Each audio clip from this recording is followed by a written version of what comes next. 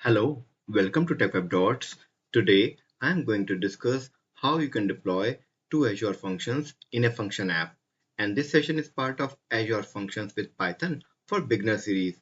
And I strongly recommend you to check out the playlist link which is given in the description for better understanding because many of the basic concepts we have already covered in our previously recorded sessions. Okay, now when we talk about deploying two functions in a single function app and when we are working especially with FastAPI, so there's a concept. Azure Function Apps in Python isolated mode requires a single ASCII app entry point as per function. For example, function app.main. So don't worry, I will show you in a moment.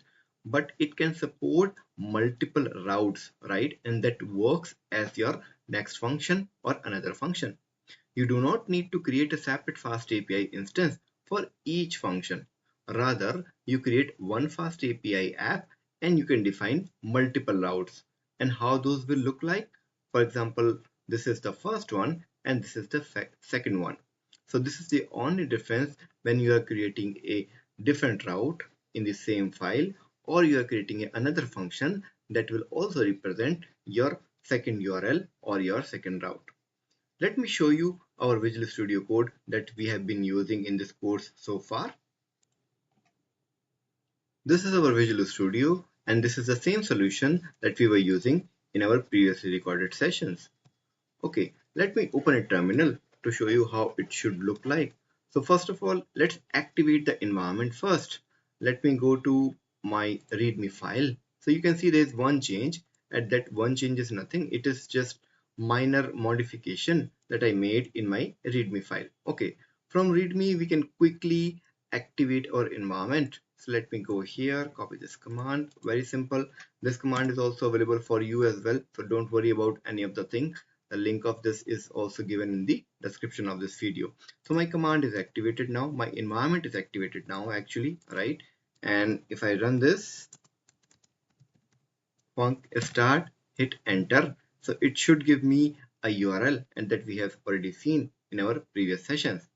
Okay, so here our function is up and running. So if I hit on this URL, so as of now, you know how to do this, right? We just need to check the root URL. Yeah, it's working fine. Hello, welcome to FastAPI world, right? And we can see its Swagger version as well by using docs. Okay, so everything is working fine at this point of time. So let me minimize this window. Now, what I wanted to show you how to create another function, right? So let me first stop this execution. Okay, so I already pressed Control C to stop the execution, so I can show you how you can add a different function.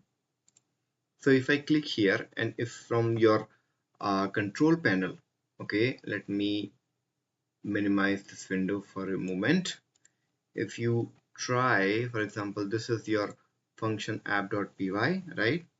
If you hit Control Shift P, it will open you this section where you can create another function in this Azure function app. Okay, if I hit here, so it is giving us option what type of trigger you want to add in this function. This is another function that we are creating, and if I say http trigger, right, now it is saying you want to create a new blueprint file or you wanted to add http trigger function to the blueprint, right?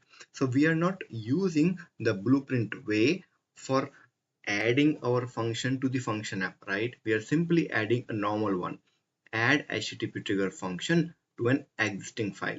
And if I hit enter, so it is asking what will be the name of your http trigger. Let's say I'm giving http trigger 2 and hit enter. Now it is asking what will be the access level. We already discussed in the previous session, so please watch. So the moment I hit anonymous, so what it does actually, it created one additional route in my existing function file, correct?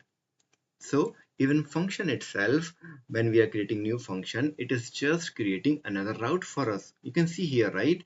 App route, this is another one, http route 2, right?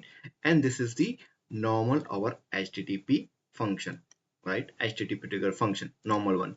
But you know, right, this is this series is especially for Python and we are discussing with FastAPI. So we will not use it in this way, right? And even it will not work. We have to make some modification in its functions or host settings, right? So let me save it. So what you can simply do, you will simply go to our main file. We have already seen this previously.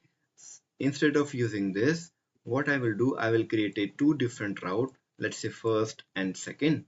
Let me hit enter. Okay, this will be our first route, this will be our second route, right? Okay, service 1 is running, service 2 is running. Okay, and let me hit save, right? We haven't made much changes here, but our multiple routes are quickly ready for us, correct?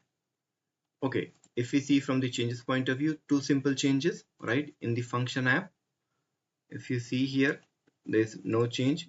And okay, if I hit enter, okay, it is same. So when there is no change here, so only one file is changed here. We are just adding two different route. Okay, let me come here. Okay, and let me go to terminal here once again, clear the terminal.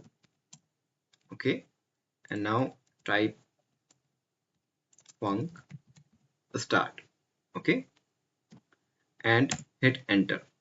You will see I will get once again the same URL, right? But this time I will be having multiple routes, right?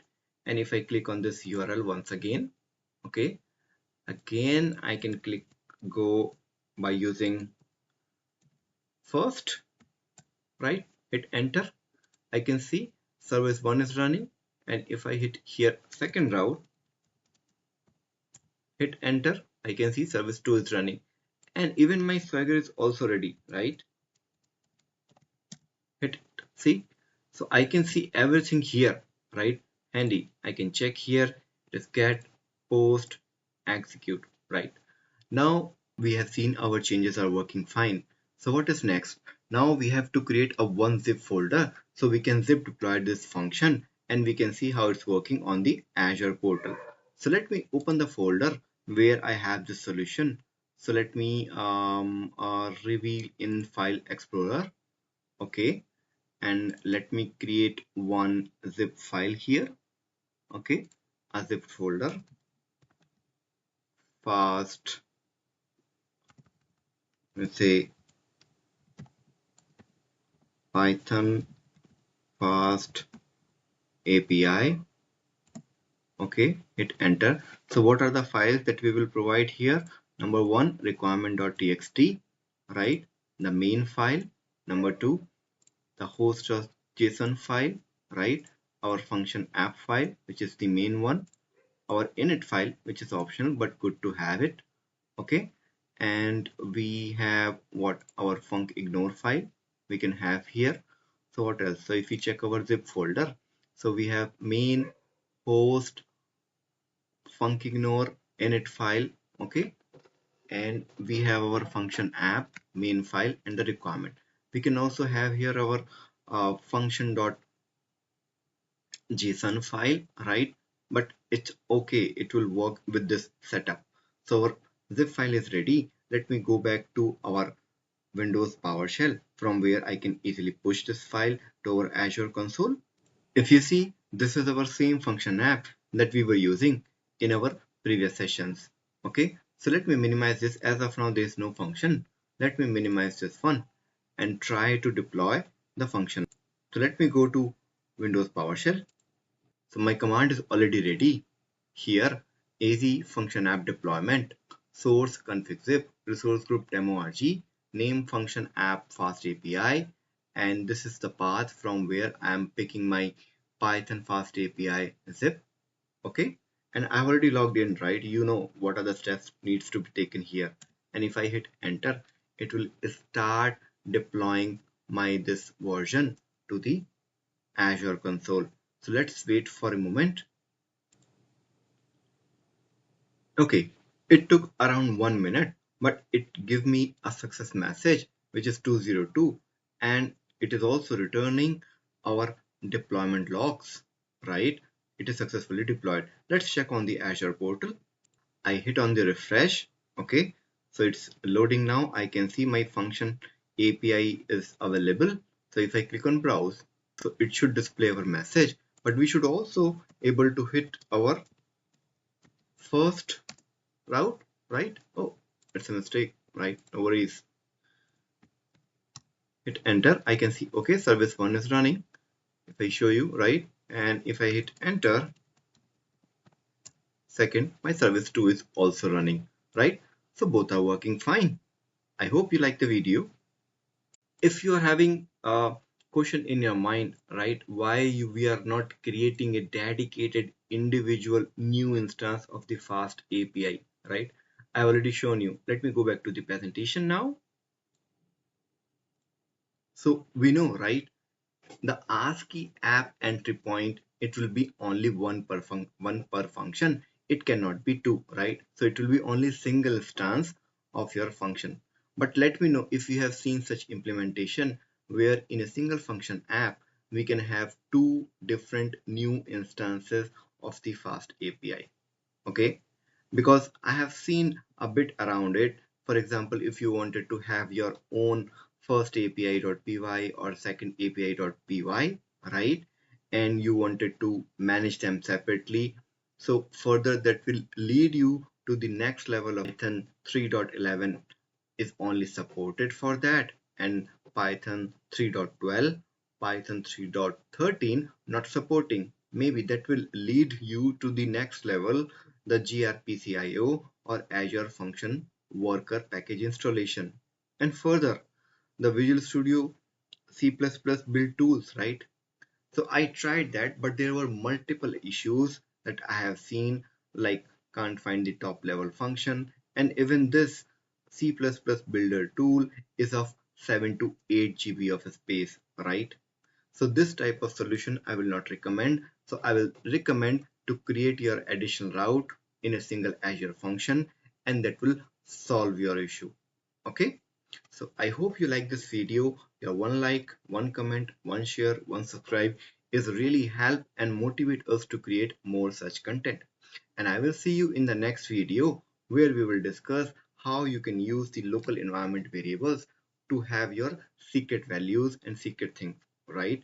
And how those things will be available in Azure function. For example, you wanted to store some keys, you wanted to store some secret value like say DB credentials.